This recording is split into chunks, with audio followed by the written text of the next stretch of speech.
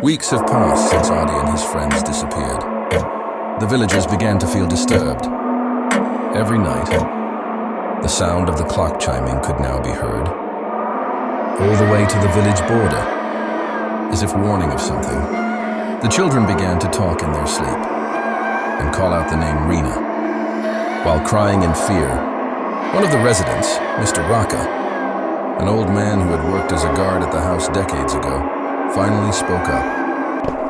"That clock is not just a clock," he said in a trembling voice.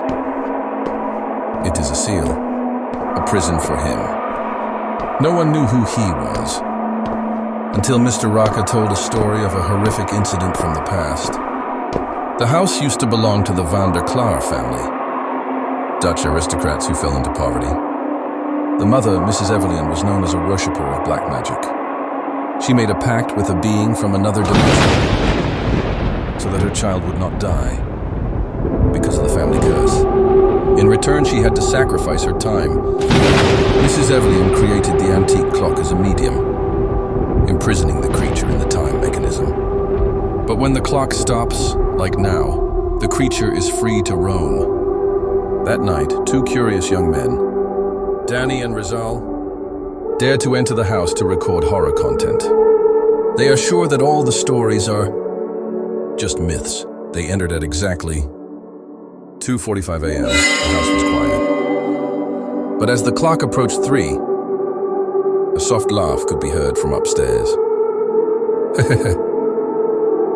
"Your time is almost up."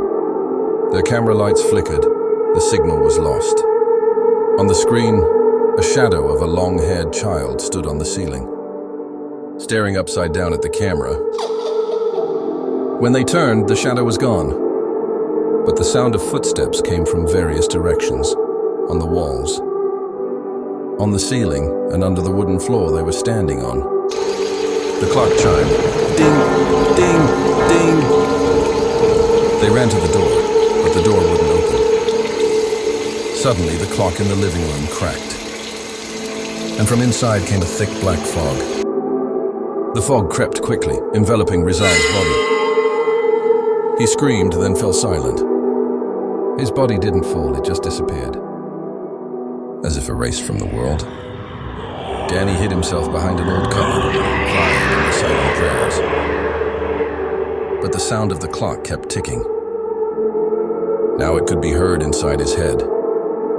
He covered his ears, but the sound remained. The chiming sound turned into a whisper. "You see the time." But now the time sees you. A few days later, the recording from their camera was found, lying outside the gate of the house. No one knew who put it there.